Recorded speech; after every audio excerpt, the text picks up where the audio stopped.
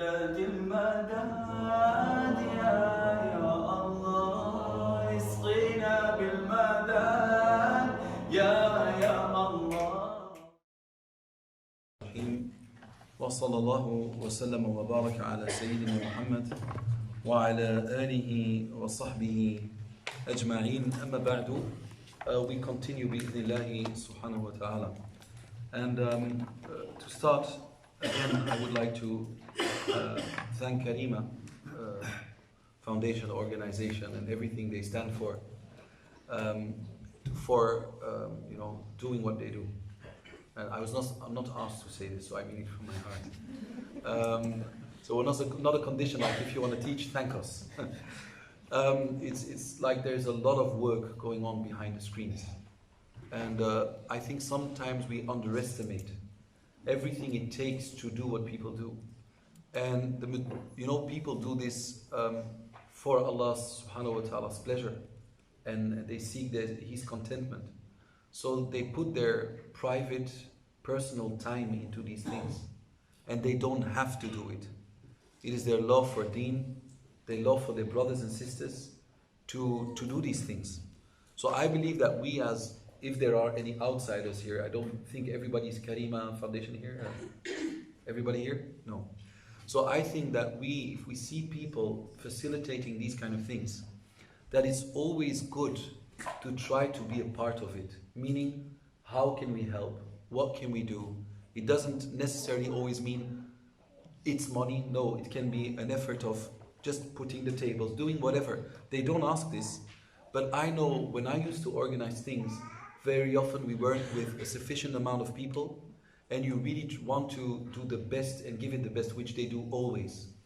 So if you think of yourself as someone who would like to help and facilitate or whatever, and I'm not speaking in the name of Karima, I'm just observing, then that would be very nice. Because sometimes some of the things we see them going and rolling, the ball is rolling, but behind that ball, there are a lot of people pushing it. So this is an appeal, inshallah, for those who would like to invest some of their time, inshallah, even if it were to reply a mail, even if whatever, then inshallah, I think that will be a very good deed. Wallahu subhanahu wa ta'ala alam. So we are going to continue about the name al-Malik al-Malik. So the first thing I mentioned is that Allah subhanahu wa ta'ala is al-Malik, the king, and the king is the one who rules. And he rules. And his rule is fiqh. He wants us to be law-abiding citizens. He wants us to be people who hold on to his rules. And of course there is no Islamic world international rule where we can hold on to, but let us start with our own selves. Like fiqh is one of the most important things. And that seems to be very strange. If you believe that Allah is al-Malik, is your ruler, then you need to learn his rules. Is that true or not? If you say Allah is the ruler, then you need to know which rules he wants you to hold on to. And if we now look at the majority of Muslims, they never studied fiqh from the beginning to the end. Contracts, marrying, divorcing, parenting, writing contracts, hiring, selling, renting, anything you can imagine yourself, there is an Islamic ruling connected to it. So if we now believe in the name al-Malik and that we are his subjects, that we are his slaves and servants, we need to serve him in a way that he wants to be served. The way he wants to be served is divided into two categories. We serve him through our hearts and emotions, and we serve him through our action and words. Actions and words, and hearts and emotions. And there are two categories, meaning that Allah wants us to what? To serve him through clean hearts, and pure souls, free of envy, free of jealousy, free of hatred, free of discontentment with his decree. So that's the first thing. And then the second thing is that with our bodies, we are going to adhere, to hold on to the fiqh rulings, but also to the rulings of akhlaq. To the rulings of what? To the rules of a good behavior. That means that we need to study this. So believing in Allah as being our king asks from us that we study these things so that we can live the life the king wants us to live.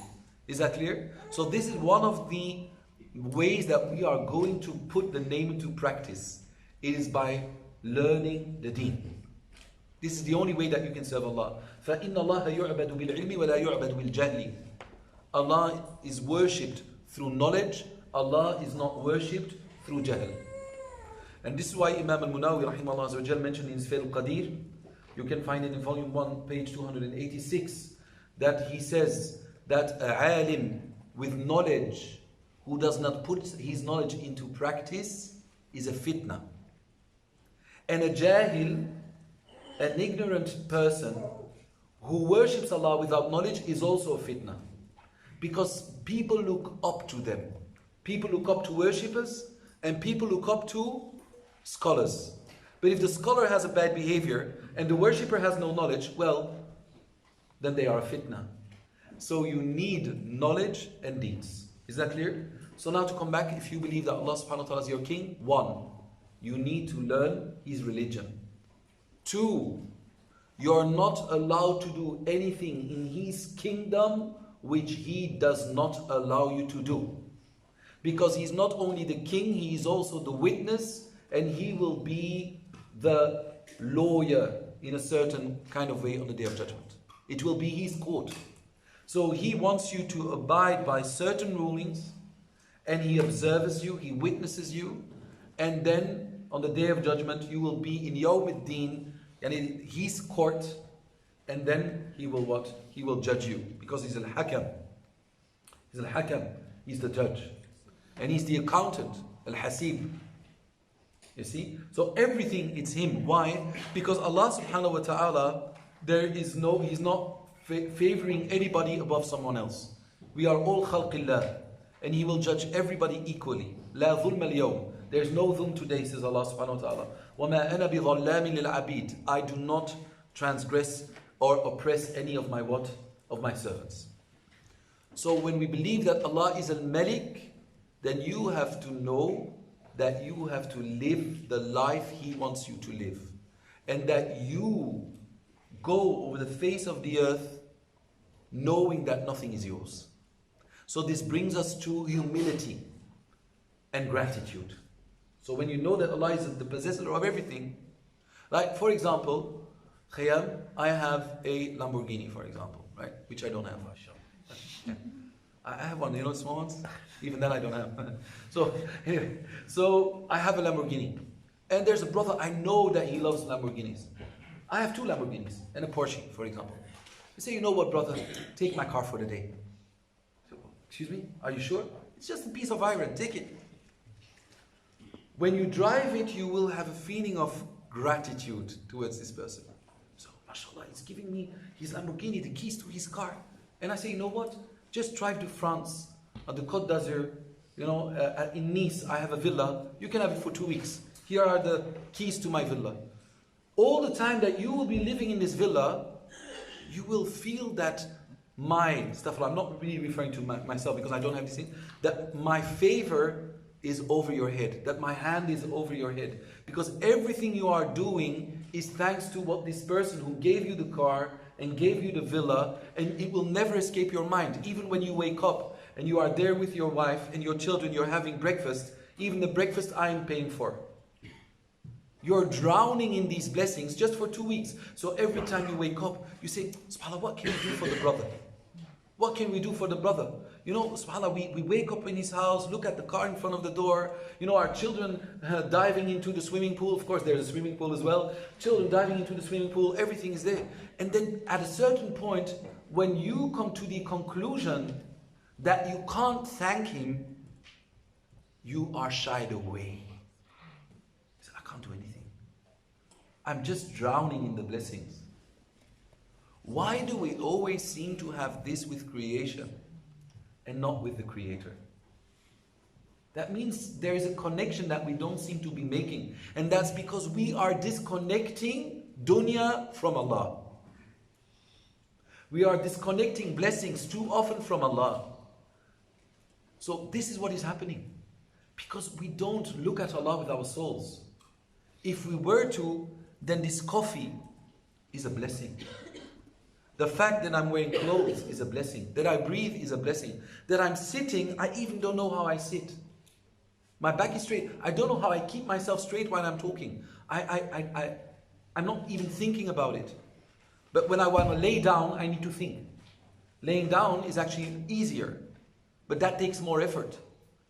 Exactly like a giraffe. You never ask yourself, like, that neck, how long it is. It's always upwards. It should require more effort to keep it up than down. But the muscle of a giraffe is created in such a way that she needs to put tension to bring it down, not to bring it up.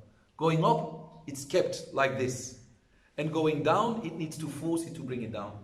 You know, these are one of these beautiful things, the way that Allah subhanahu wa ta'ala creates His creation. And this is also why an elephant doesn't have a neck. Because no neck would be strong enough to keep that head on that body.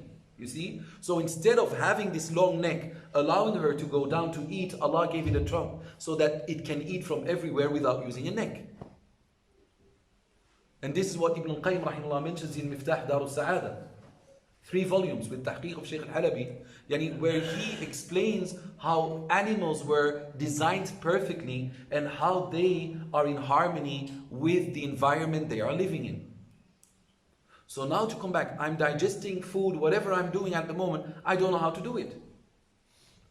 When a child at the beginning, when he needs to go to the toilet, he cannot stop it. The moment it becomes 3, it says, I have to go to the toilet. It doesn't know how to stop itself from not urinating in its pants, but it doesn't. All of a sudden. How does it stop it? It doesn't know. It just feels, I have to go. And when it arrives at the toilet, it even doesn't know how it works that now, okay, I can do it. So the king is doing so many things for us. It's incredible.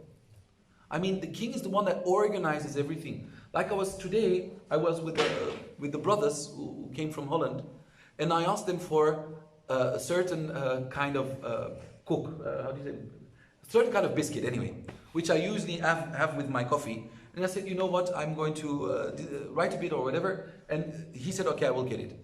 He came back with 2 things I never ate in my life. You know? which I'm not blaming, not at all. It was my fault. I didn't explain it correctly. If I would have explained it correctly, would have come back with the correct thing. So the fault is me. So anyway, so I said this and that, and it looks like this, it looks like that. And he comes back and gives me 2 things. I say, it doesn't even look like what I never saw this in my life. I never tasted it in my life. But now Allah the King, when you really think about it, that what I had in my hands was showing me that Allah is al-Razzaq. Even that what I want to eat, if Allah doesn't want it to come to my plate, something else will come to my plate. You don't decide over your rizq. You don't decide. So now I was thinking, why is this happening? Well, one of the reasons is so that I can talk about it in class. But if you really think about the blessings, I was thinking, look, the sugar, maybe they took it from America. The nuts that were in this cookie maybe came from Italy. The driver maybe came from Poland. He left his family 2-3 weeks just to bring me my nuts, to bring me my walnuts or whatever, to bring this sugar in his truck. His wife was maybe angry with him. Are you gone again? He says, yes, but I have things to bring, SubhanAllah. So when you think about it, even a pilot with a plane, cargo plane, maybe brought some things. The seller in the shop, the one who was selling in the shop, maybe woke up at 4. Maybe he came from High Wycombe to London to work, 40 minutes travel. He woke up, they were working, they were paid, all of them were paid. If I were to ask people to make 1 cookie for me, it would cost me £100 with the working hours and taking it by plane and everything. And now I just had it by accident. Even the fish you have on your plate, it was swimming in the ocean for you. I mean, so many fisher boats. One fisher boat is there, and the fish that they capture goes to Indonesia. Another one, this is for Russia. So many ships catching these fishes. And your fish was swimming, no, that's not me, no.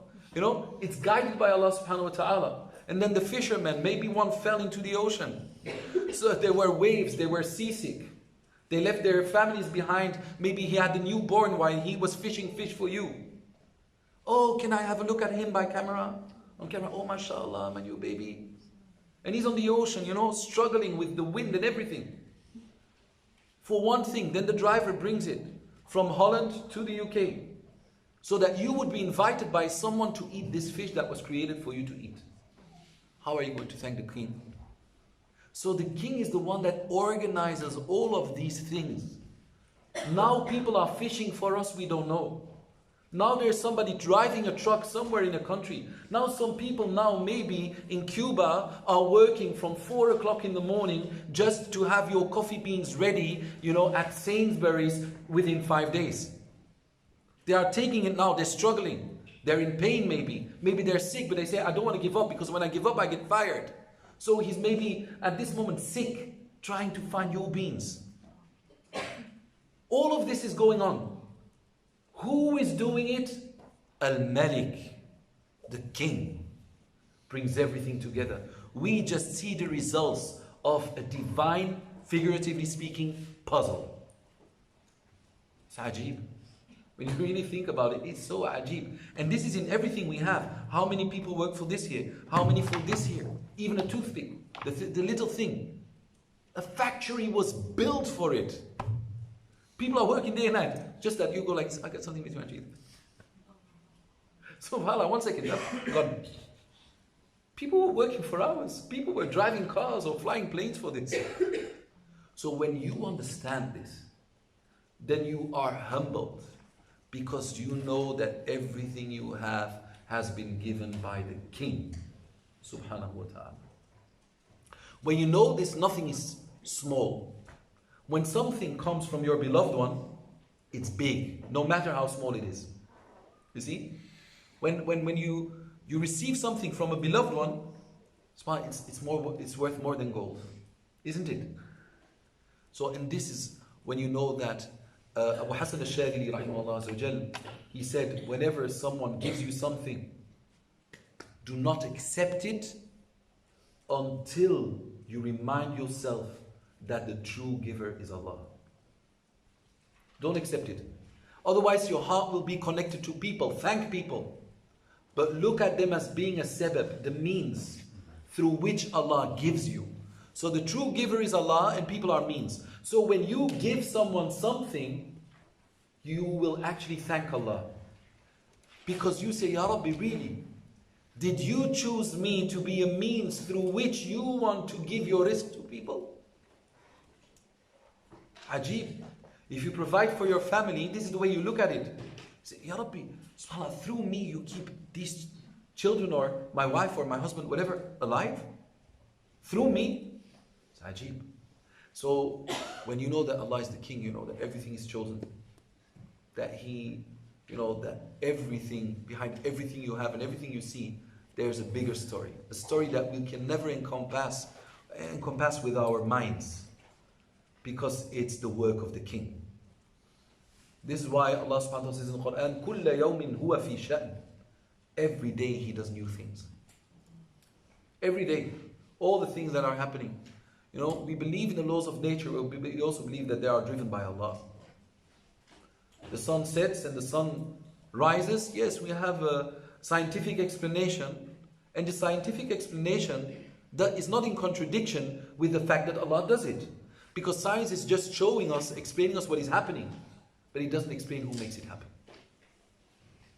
Because every movement is in need of someone who makes it move. That's clear. Every reaction was started with an action, isn't it? So, action, reaction. So anyway, that's why the Prophet ﷺ said, every morning when, subhanAllah, the sun has to come up, it says, Ya Rabbi, do you want me to rise from the east or you want me to rise from the west? So one day the sun will rise from the west. So it is not just a mechanical thing going on. It is the King every day. Here is the sun, here is the moon. And one day it will be different to show the people that He is the King. If I want day to be night and night to be day, it will be. If I want the hands of people to talk. الْيَوْمْ نَخْتِمُ عَلَىٰ أَفْوَاهِهِمْ وَتُكَلِّمُنَا أَيْدِيهِمْ. Today we seal their mouths and their hands will talk to us. He's the King. So He decides. So now, When Ibrahim alayhi salam was thrown into the fire, Allah showed that he was king. Ya nar, kuni bardan wa salaman ala Ibrahim. O fire, be peaceful and cold for Ibrahim. Cool, not cold. And Ibrahim said, yani, these were the best days of my life. Mufassirun say, I never ate better and felt better than when I was in the fire. They wanted him to burn away in the fire, and Allah subhanahu wa ta'ala turned his fire into a paradise. Because he's king. He can do what he wants. He's not submitted to the laws of nature. Like, what was it? 57 kilometers an hour. If you crash, you're dead, right? If you land with 57 kilometers an hour, they say you're dead anyway. But then you see these people I told you before in the Guinness Book of Records, that a stewardess that fell out of a plane or crashed with the plane from 10,000 meters high. Boom, she didn't have a scratch. Then they said yes. Another one who was struck by lightning 7 times. In the Guinness Book of Records, once in his toe, once in his shoulder, once in his leg. He didn't die. So they attributed to him. Said, you have to be in the Guinness Book of Records. You were struck by lightning 7 times. He said, no. We are astonished that Allah subhanahu wa ta'ala struck you 7 times and showed that He can keep you alive. Because He's your king. You see? So anyway, we have al-Malik and al-Malik. So the first thing, barakallahu fiqh, as I said, when you believe that Allah is al-Malik, 1, you need to learn the rules of fiqh. Yes? 2, you need to take control over your heart and your body, to purify them and give everything back to Allah subhanahu wa ta'ala at the very day that you were created. 3, when you know that Allah is king, you know that everything has been organized by Allah subhanahu wa ta'ala, so you know that you are drowning in His blessings. Why? Because we are slaves, and a slave hasn't got any right. This is what the Prophet ﷺ said. The human being hasn't got any right apart from 1 garment hiding his awrah, a roof above his head. Even under a bridge you have a roof above your head.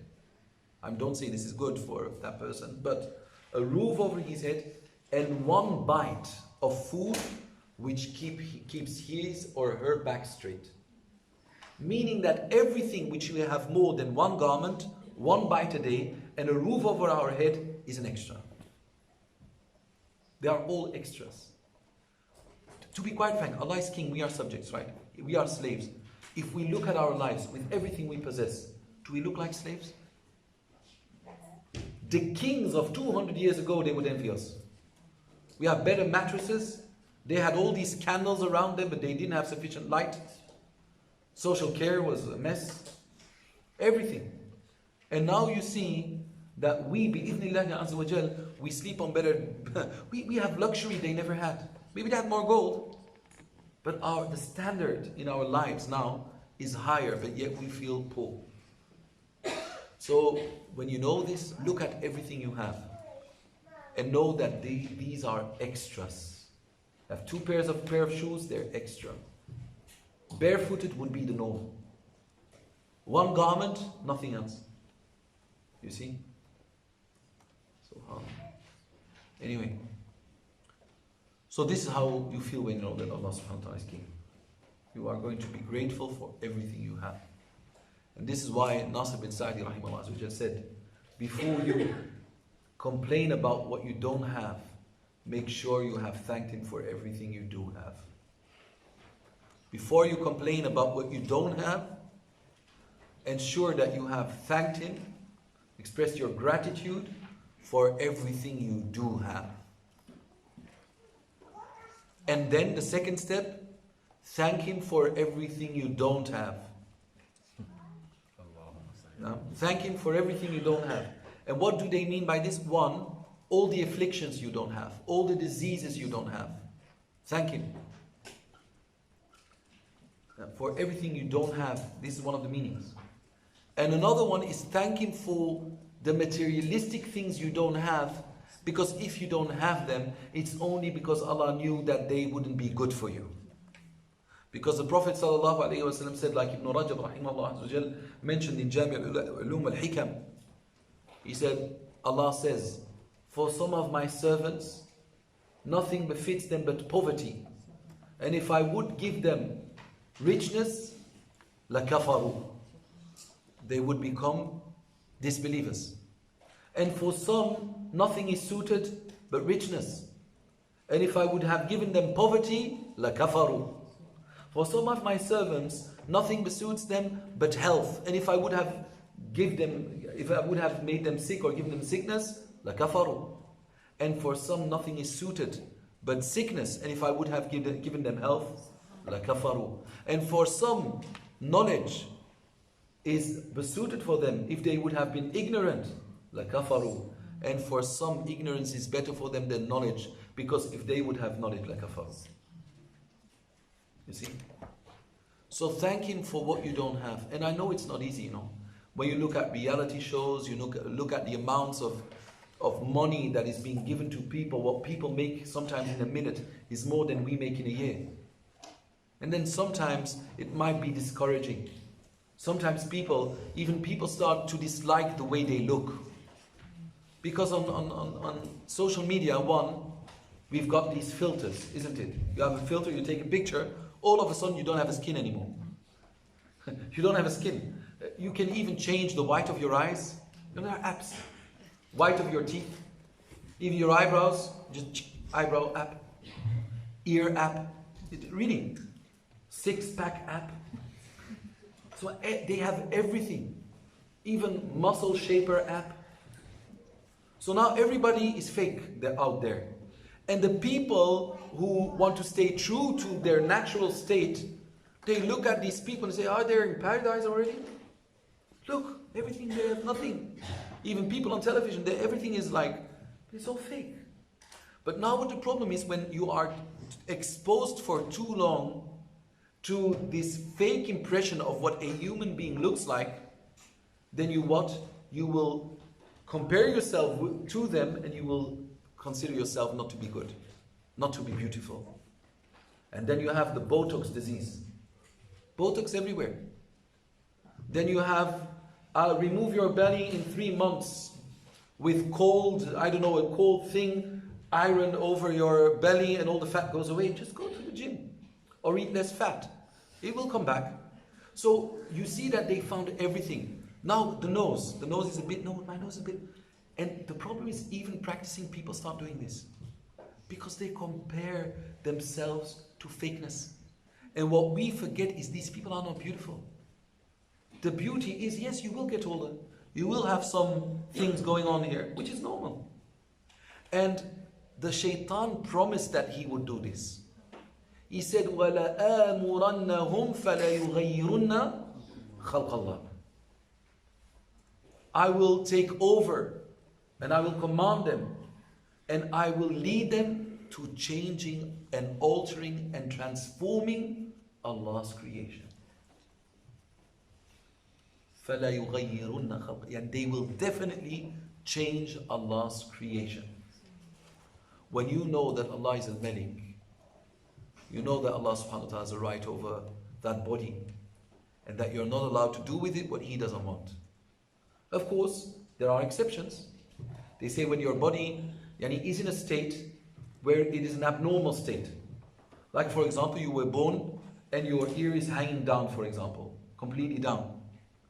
Then our scholars say that you are allowed to undergo an operation to put your body in a state which usually a body finds itself in. Is that clear? So when it is to bring it to a normal state, you're born and your nose is entirely flat like this, for example, or an accident, it's entirely flat, you can bring it to a normal state. Okay? So our scholars say if it's to bring a body to a normal state, then it is allowed. Okay? Because otherwise, people will can even get traumatized. Like for example, you have some children that were given antibiotics when they were babies, and then when they grow up, they have their 2 front teeth, they are not complete, they are very rough, and they are like very yellow. It's a disease. It's only these 2 teeth due to antibiotics, because they contain a certain kind of sugar and it can affect, this disease has a name. All the other teeth are white. Even when they lose their 2 teeth, These second two teeth, when they're adults, will have the same thing. Now, are we going to tell them you have to say like this? No. We say you're allowed to do things which make it appear normal, because this is not the normal standard in life. Is that clear? So now to come back, when you know that Allah Jalla wa Ala is al-Malik, you're not allowed to do anything with your body which Allah subhanahu wa ta'ala didn't allow you. So no Botox, no pumping up the lips, no, these strange mask faces where everything is stretched and that when you smile you don't even see when people are smiling. They have no facial expressions whatsoever. Not allowed. Haram. This is 100% clear cut. Haram. Okay. So Allah subhanahu wa ta'ala is al-Malik Jalla wa Ala. Okay. Do we have any questions about what I have said?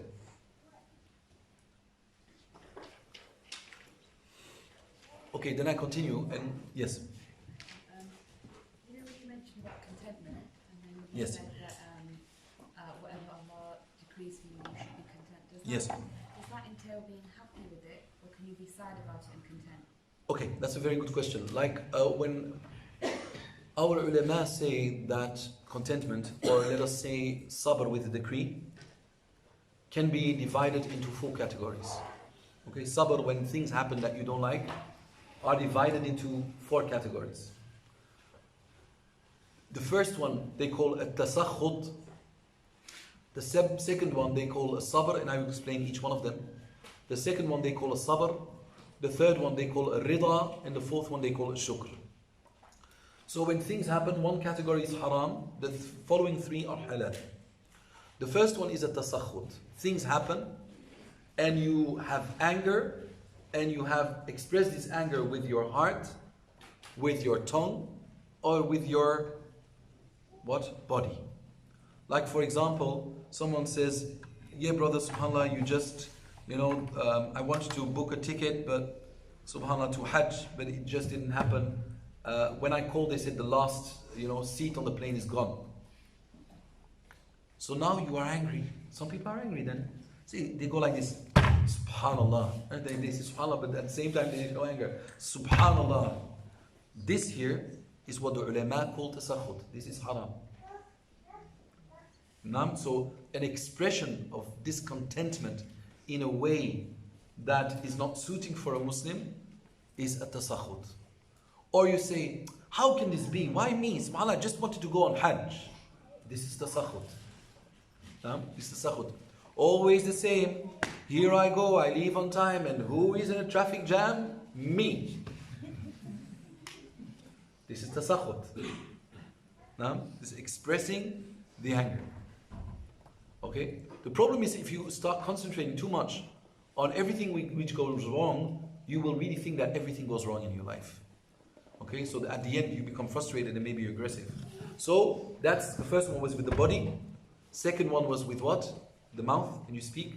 And the third one is in your heart. You have something in your heart against Allah's choices in your life. Ya Rabbi, subhanallah, and it can't be true. And you really start thinking very negative about what Allah does in your life. These 3 are haram. They are not halal. Then the first lowest category we call a sabr. And a sabr in the Arabic language means habsun nafsi. Means retaining yourself. Meaning refraining yourself, keeping away, yani you keep your mouth, your body and your heart away from the first category. Is that clear? So it's not that you like what is happening. Not yet. You want it to go, but you say, I will not think negative about Allah, speak negative about it, or do something with my body which is negative.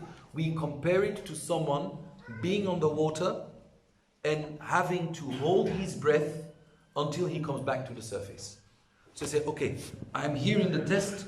I will, not keep my breath. I will keep my heart, my mouth, and my body away from breathing, because then water comes in and then it's done. Okay, so khalas, you stay like this. The third one is a rida. Yani you are content with Allah's decree. You say, I know that Allah, and this is already a very high level. On paper, it's very easy. That you say, Ya Rabbi, whatever you choose in my life, alhamdulillah, if this is what you like. But not like, okay, if this is what you like, then do it. No. If this is what you like, Ya Rabbi, alhamdulillah, give me insight, I accept it. And I will not be a rebel, And I don't want it to go. As long as it's there, I will be content. But when it's gone, I will be happy. You see? Then the last one is a shukr. And a shukr is that you thank Allah for what goes wrong in your life. You thank Him. Because you know that whenever He makes you go through an affliction, it is only to give you better. If He takes away something you like, it's to give you something better in exchange. If He withholds something from you which you would like, it's because He wants to give you something better. Or it is because He wants to instead protect you against something which is more important than you getting that what you want. So you thank Allah. And subhanAllah, our scholars say, pious people do at the beginning of a test what foolish people do at the end of a test. Like sometimes, and the example I give is someone, a brother or a sister, the brother says, okay, this is really the perfect sister that I want to get married to. So, and he says, Ya Rabbi, please, I know it's better for me. Even in our istikhara, we're not very honest. Even in our istikhara, we try to force it. Ya Rabbi, please, I know it's better, but if it's better for me, then give it, but I know it's better. So we are trying to, do these strange things. So we you keep on asking. Sometimes Allah will give you. Because you're not doing istikhara. You're actually choosing. And you're asking, you want it, there you go. But sometimes Allah keeps it away from you. You say, Ya Rabbi, please, Ya Rabbi, please, Ya Rabbi, please, Ya Rabbi, please, Ya Rabbi, please. And then all of a sudden one day you wake up, Ya Rabbi, please. Your mother said, stop asking, she got married yesterday.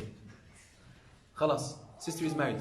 Now the first thing, when people have weak iman, and they don't understand that now no longer you are allowed to regret it.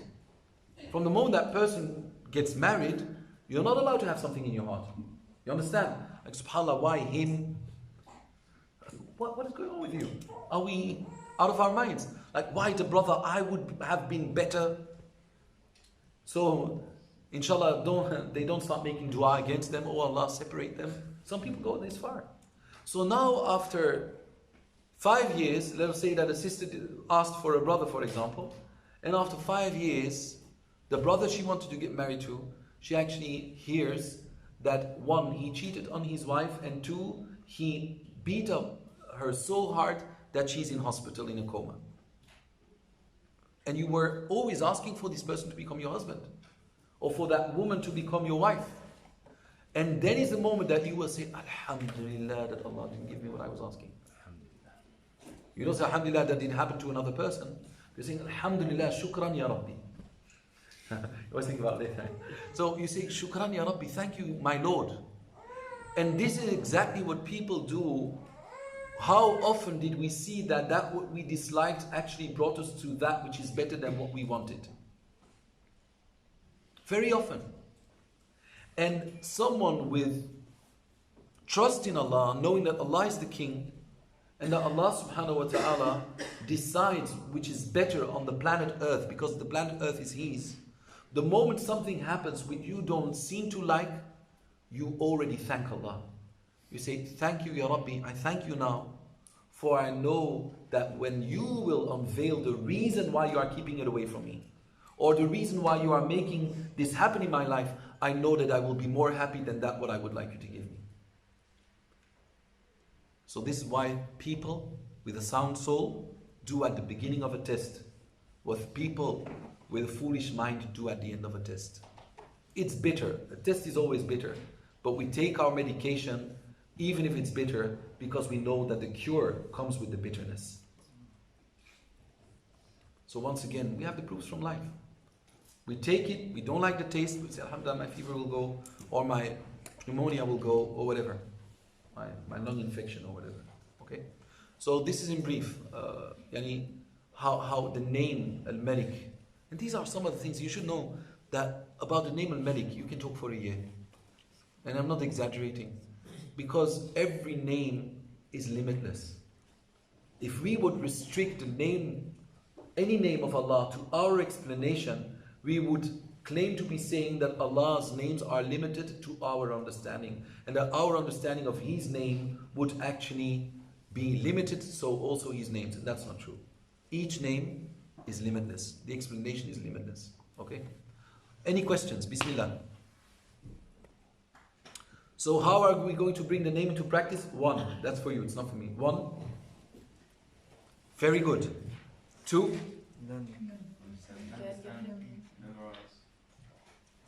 Yes, that were the 4 things, but the name al-Malik, how are we going to bring it into practice? 1. Yes? What? Gratitude and humility. Because we see that we drown in blessings and we look at the greater picture of the puzzle that is being now. 2. Yes? Fiqh, exactly. 3. He's Allah's possessor and we're just possessors. Yes. He is the possessor of everything we possess. We don't possess anything for real. It's temporarily, and this is why we're not allowed to do with it what we want. We have to do with it what He wants. You. When you go like this, it's like you're waiting for something. Thank Allah for what goes wrong in your life. SubhanAllah. Thank Allah for what goes wrong in your life. SubhanAllah. Yes, it's true. Yes. So to control your mind and your body so you go back to Allah in the same state that He said. Yes, very good.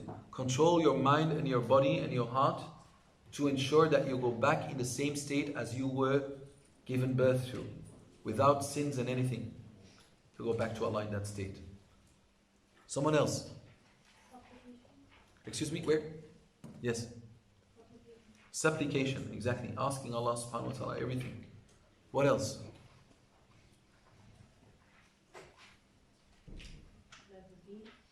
Yes, exactly. Not only fiqh, but the deen. Yani because you need to live with your heart and your body in a way that Allah subhanahu wa ta'ala wants you to. Then what did we say about 99 names? Does Allah have 99 names or does He have more? So what does it mean? These 99 names are? Enough to get to paradise. Yes, are keys to get to paradise. What does ahsaha mean? Man ahsaha dakhal al-jannah. What does ahsaha mean? That were 4 things. Say it louder. Memorizing, practicing, understanding, and supplicating. Yes, with each name of Allah.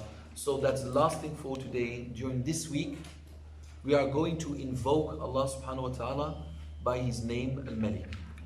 Also, you are going to keep this in mind. Like when you drive your car, you look at the sky, you look at the trees, you look at everything, you're going to tell you this is Allah's. And I have to live under His sky and in the midst of His trees and in the midst of the family He gave me. My wife or husband, my children, they are His. If I wrong them, I wrong His possession. This is how you should look at it. When you make somebody cry, you wronged Allah's possession. So you will be asked about it. When you stress with them, you're stressing with Allah's possession. Even with your own self. If you don't give yourself enough sleep, and everybody, it depends, or enough rest, or whatever, or sufficiently amount of healthy food, then you are also oppressing yourself. And you are not allowed to oppress yourself, because you are Allah's. You see this? And you're not allowed to complain. That was another one, when Allah does something in your life, because you sold yourself to Allah. So you have nothing to nothing to criticize Him about or ask Him about, because Allah says, and that's the last thing I say, لا يسأل عما يفعل. He is not asked about what He does. وهم يسألون. But rather they will be asked about what they do. So in brief, that's it, inshallah. I ask Allah subhanahu wa ta'ala to make this beneficial. Ameen. So live with the name of the King.